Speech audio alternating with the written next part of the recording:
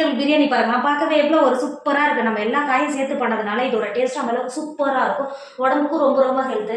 இன்னைக்கு சூப்பரான ஒரு வெஜிடபிள் பிரியாணி தான் பண்ண போகிறோம். அதுவும் காலையில் நீங்கள் ஸ்கூல் போகிற குழந்தைங்களுக்கு இது சட்டன் செஞ்சு கொடுத்துடலாம். டேஸ்ட்டும் அந்த அளவுக்கு சூப்பராக இருக்கும். இப்போ எப்படி செய்யலாம்னு பார்க்கலாமா? Hi friends, welcome to Kerala சமையல். இன்னைக்கு கேரளா சமையலில் வெஜிடபிள் பிரியாணி தான் பண்ண போகிறோம். வாங்க எப்படி செய்யலாம்னு பார்க்கலாம். பிரியாணி பண்ணுறதுக்கு அடுப்பில் ஒரு பாத்திரம் வச்சுக்கோங்க. 3 டேபிள் ஸ்பூன் எண்ணெய் சேர்த்துக்கோங்க. கொஞ்சம் எக்ஸ்ட்ராவே எண்ணெய் சேர்த்துக்கோங்க. எண்ணெய் சேர்த்து எண்ணெய் நல்லா சூடாயிடுச்சு. ஒரு பிரியாணி இலை சேர்த்துக்கோங்க. அது கூடவே நச்சசோறு சோம்பு 2 சேர்த்துக்கோங்க. 3 பட்டை, 5-6 கிராம்பு சேர்த்துக்கோங்க. பட்டை கிராம்பு எல்லாம் நல்லா பொரிஞ்சு வந்துருச்சு. ஒரு பெரிய சைஸ் வெங்காயத்தை நல்லா நீல வாக்கில் கட் பண்ணி வச்சுருக்கேன். இப்போ உள்ள சேர்த்துக்கோங்க.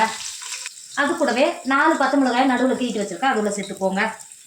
சேர்த்துட்டு வெங்காயத்தை ஒரு 10 நிமிஷத்துக்கு நல்லா வதக்கிக்கோங்க. இப்போ பாருங்கள், வெங்காயம் 2 செகண்ட் வதங்கி வந்திருக்கு. இப்போ ஒரு டேபிள் ஸ்பூன் உப்பு சேர்த்துக்கோங்க. அது கூடவே ஒரு டேபிள் ஸ்பூன் இஞ்சி பூண்டு பேஸ்ட் சேர்த்துக்கோங்க. சேர்த்துட்டு நல்லா வெங்காயத்தோடு சேர்த்து நல்லா வதக்கிக்கோங்க.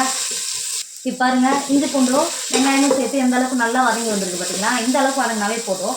இப்போ நல்லா பழுத்த தக்காளியை மீடியம் சைஸ் 2 தக்காளியை கட் பண்ணி வச்சுருக்கேன். இப்போ உள்ள சேர்த்துக்கோங்க. அது கூடவே ஒரு கைப்பிடி அளவு புதினா இலை சேர்த்துக்கோங்க. ஒரு கைப்பிடி அளவு மல்லி இலை. பிரியாணிக்கு நல்லா வாசனையை கொடுக்கும். சேர்த்துட்டு தக்காளி எல்லாம் சேர்த்து ஒரு 2 செகண்ட் நல்லா வதக்கிக்கோங்க. இப்போ பாருங்கள், தக்காளியும் நல்லா மல்லித்தழையோடு சேர்த்து நல்லா வதங்கி வந்துருச்சு. இந்த ஸ்டேஜில் 2 டேபிள் ஸ்பூன் காஷ்மீர் மிளகாத்தூள் சேர்த்துக்கோங்க. அது கூடவே 1/2 டேபிள் ஸ்பூன் கரம் மசாலா சேர்த்துக்கோங்க. சேர்த்துட்டு ஒரு 2 செகண்ட் நல்லா கிண்டி கொடுத்துக்கோங்க. இந்த அளவுக்கு நல்லா கிண்டி கொடுத்துட்டு 3 டேபிள் ஸ்பூன் தயிர் எடுத்து வச்சுருக்கேன். இப்போ உள்ள சேர்த்துக்கோங்க. அது கூடவே இப்போ நம்ம கட் பண்ணி வச்சுருக்கோம்ல வெஜிடபிள் உள்ள சேர்த்துக்கோங்க. ஒரு கைப்பிடி அளவு பீன்ஸு, ஒரு உருளைக்கிழங்கு நல்லா பெரிய சைஸாக கட் பண்ணி வச்சுருக்கேன். அதையும் உள்ள சேர்த்துக்கோங்க. ஒரு கேரட் நல்லா கட் பண்ணி வச்சுருக்கேன். அதையும் உள்ள சேர்த்துக்கோங்க. ஒரு கேப்சிகம் எடுத்துகிட்டு குடமிளகா சொல்லுவாங்க பார்த்தீங்களா, அதை எடுத்துகிட்டு நல்லா பொடியாக கட் பண்ணி வச்சுருக்கேன். அதையும் உள்ள சேர்த்துக்கோங்க. சேர்த்துட்டு இந்த காயெல்லாம் ஒரு 10 நிமிஷத்துக்கு நல்லா வதக்கிக்கோங்க. சேர்த்து கொடுத்துட்டு மூடி போட்டு ஒரு 10 நிமிஷம் காய் நல்லா வதக்கிக்கோங்க. இப்போ பாருங்கள், 10 நிமிஷம் எந்த அளவுக்கு நல்லா காய் வெந்து வந்திருக்கு பார்த்தீங்களா? இங்கே பாருங்கள், எந்த அளவுக்கு நல்லா காய் வெந்து வந்திருக்கு பாருங்கள். இந்த ஸ்டேஜில் 50 கிராம் மீன் மேக்கரை நல்லா 1/2 மணி நேரத்தில் தண்ணியில் போட்டு நல்லா ஊற வச்சு எடுத்து வச்சுருக்கேன். இது உள்ள சேர்த்துக்கோங்க. அது கூடவே ஒரு 5 டேபிள் ஸ்பூன் க்ரீன் பீஸ் வச்சுருக்கேன். அதையும் உள்ள சேர்த்துக்கோங்க. சேர்த்துட்டு நல்லா மசாலாவோட நல்லா கிண்டி கொடுத்துக்கோங்க. இந்த அளவுக்கு நல்லா கிண்டி கொடுத்துட்டு ஜீரக சம்பா அரிசியை நல்லா கழுவிட்டு நீங்கள் சுடு தண்ணியில் போட்டு ஒரு 10 நிமிஷம் வச்சுட்டு கழுவிட்டு தண்ணியை வடிகட்டினீங்கன்னா கரெக்டாக இருக்கும். ஸோ சாதம் ஒன்றோட ஒன்று ஒட்டாமல் இருக்கும். பார்த்தீங்கன்னா எந்த அளவுக்கு நல்லா வெள்ளை கலரில் இருக்குது பாருங்க. இப்போ நம்ம எடுத்து வச்சுருக்கிற சீரக சம்பா அரிசியை உள்ளே சேர்த்துக்கோங்க. நான் 2 கப்பு எடுத்திருக்கேன். உள்ளே சேர்த்து கொடுத்துக்கோங்க.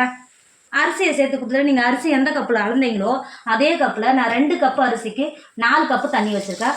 சேர்த்துக்கோங்க. நடுப்பில் வைக்கிறதுனால 4 கப்பு தண்ணி சேர்த்துக்கிறேன். நீங்கள் குக்கரில் வைக்கிற மாதிரியா இருந்தால் 1 கப்பு அரிசிக்கு 1.5 கப்பு தண்ணி சேர்த்துக்கோங்க. சேர்த்துட்டு நல்லா கலந்து கொடுத்துக்கோங்க. கலந்து கொடுத்துட்டு சைடில் இருக்குது பார்த்தீங்களா சாதமெல்லாம் இது உள்ள இறக்கி சேர்த்துக்கோங்க. கிண்டி கொடுத்துட்டு ஒரு கைப்பிடி அளவு முந்திரி பருப்பை சேர்த்துக்கோங்க. சேர்த்துட்டு ஒரு டேபிள் ஸ்பூன் நெய் சேர்த்துக்கோங்க. நெய் சேர்த்து பண்ணும்போது இதோட டேஸ்ட் இன்னும் நல்லா சூப்பராக இருக்கும். ஒரு டேபிள் ஸ்பூன் நெய் சேர்த்துக்கோங்க. நெய் சேர்த்துட்டு இன்னொரு தடவை நல்லா கிண்டி கொடுத்துக்கோங்க. கிண்டி கொடுத்துட்டு மூடி போட்டு மூடி ஒரு 3/4 பாகம் வேக வச்சுக்கோங்க.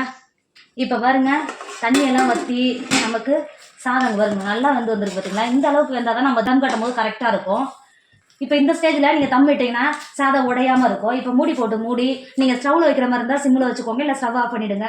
இந்த ஸ்டேஜில் நான் அடுப்பில் தான் வச்சுருக்கேன். அதனால் விறகெல்லாம் எடுத்துகிட்டு இதுக்கு மேலே தொருக்கு பார்த்தீங்கன்னா வெயிட்டான ஏதாவது ஒரு பாத்திரம் தான் மேலே வச்சுக்கோங்க. வச்சுட்டு ஒரு 10 நிமிஷத்துக்கு தம் கட்டிக்கோங்க. இப்போ பாருங்கள், ஒரு 10 நிமிஷம் ஆகிடுச்சு.